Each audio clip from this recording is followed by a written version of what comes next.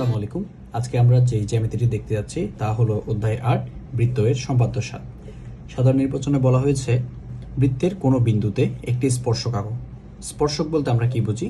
যা একটি বৃত্তকে বহিস্থ কোনো বিন্দু দিয়ে স্পর্শ করে যায় তাকে বলা হয় স্পর্শক। একটি স্পর্শক একটি বৃত্তকে সর্বোচ্চ একটি বিন্দু দিয়ে স্পর্শ করে যেতে পারে। এখন আমরা এই স্পর্শকটি অঙ্কন করব। আরেকটি বিষয়, স্পর্শক সর্বদা বৃত্তের ব্যাসার্ধের সাথে 90 ডিগ্রি কোণ উৎপন্ন করে। অর্থাৎ একটি স্পর্শক যেই বিন্দুতে বৃত্তকে স্পর্শ করে যাবে সেই বিন্দু থেকে যদি আমি বৃত্তের কেন্দ্রে যদি একটি ব্যাসার্ধ অঙ্কন করি তবে ব্যাসার্ধ এবং ওই স্পর্শকের মধ্যে 90 ডিগ্রি কোণ উৎপন্ন হবে। বিষয়টি আমরা মাথায় রেখে এই চিত্রটি অঙ্কন করব। প্রথমে একটি বৃত্ত এঁকে নিতে হবে। মনে করি এ হলো আমার বৃত্ত, যা ও কেন্দ্র বিশিষ্ট একটি বৃত্ত। ধরে নিলাম আমার ও এ হলো বৃত্তের ব্যাসার্ধ। তাহলে আমরা এখন ও একে যুক্ত করি।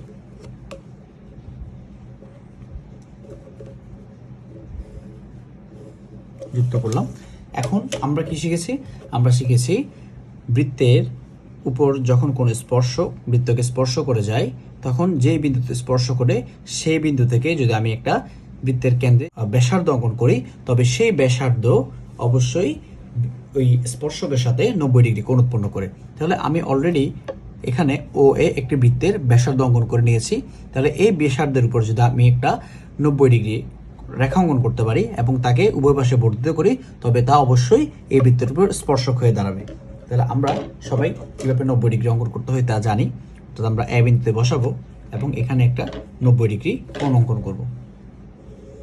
প্রথমে একটা বৃত্তচাপ নিয়ে নিই এবং এই যে ছেদবিন্দুতে বসাবো একই ব্যাসার্ধ রেখে এখানে একটি বৃত্তচাপ এবং এই বিন্দুতে বসিয়ে এই ছেদবিন্দুতে বসিয়ে আবার একটি বৃত্তচাপ, উপরে আবার একটি বৃত্তচাপ এবং এই ছেদবিন্দুতে বসিয়ে উপরে একটি বৃত্তচাপ অঙ্কন করলাম, যা আমার অবশ্যই এ বিন্দুতে ও এর রশ্মির উপরে বা ও এর ব্যাসার্ধের উপরে একে 90 ডিগ্রি কোণ উৎপন্ন করছে এবং তাকে আমি নিচে বর্ধিত করব।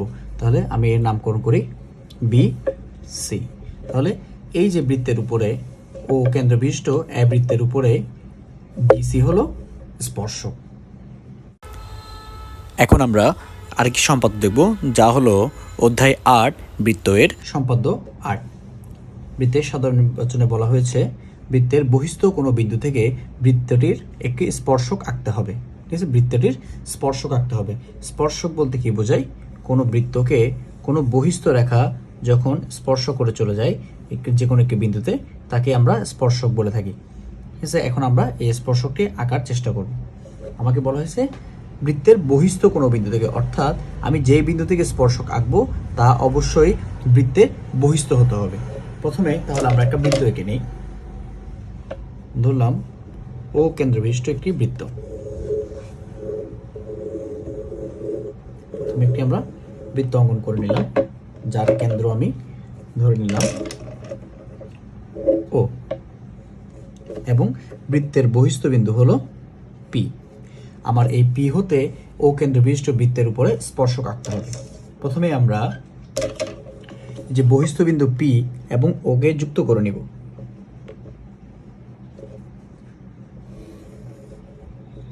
যুক্ত করে নিলাম। এখন আমরা ওপি যে সরল রেখা বা সংযোগ রেখা তার লম্ব সমদ্বিখণ্ডক নির্ণয় করব, বা যাকে আমরা মধ্যবিন্দু বলতে পারি, ওপি এর মধ্যবিন্দু নির্ণয় করব। তাহলে কিভাবে করব? আমরা ওপি এর অর্ধেকের চেয়ে বেশি ব্যাসার্ধ নিয়ে এ পাশে এবং এ পাশে দুটি বৃত্তচাপ অঙ্কন করে নিই। একই ব্যাসার্ধ রেখে পি বিন্দুতে বসিয়ে এ পাশে এবং এ পাশে দুটি বৃত্তচাপ অঙ্কন করে নিলাম। আমরা এখন বৃত্তচাপ দ্বয়কে সংযুক্ত করব।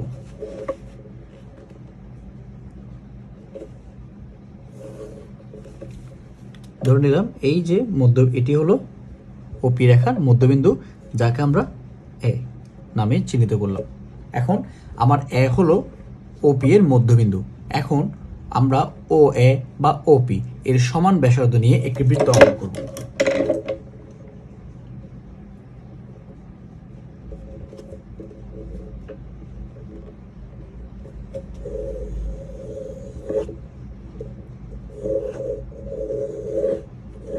যেহেতু এ হলো ওপি এর মধ্যবিন্দু, তাই অবশ্যই অ্যাপি বা ওএ এর দূরত্ব সমান। তাই আমি এদিক থেকে যে ব্যাসার্ধ নিয়েছি তাই এই পাশে গিয়ে ঠিকই ও বিন্দুর উপর দিয়েই চলে যাচ্ছে। এখন আমার নতুন যে বৃত্ত, এক কেন্দ্রবিশিষ্ট যে একটি বৃত্ত, তা ও কেন্দ্রবিশিষ্ট বৃত্তকে দুটি বিন্দুতে ছেদ করেছে। আমি তাদের নাম দিলাম বি বিন্দু এবং সি বিন্দু। এখন আমরা ওপি এবং ওবিকে যুক্ত করে দেব।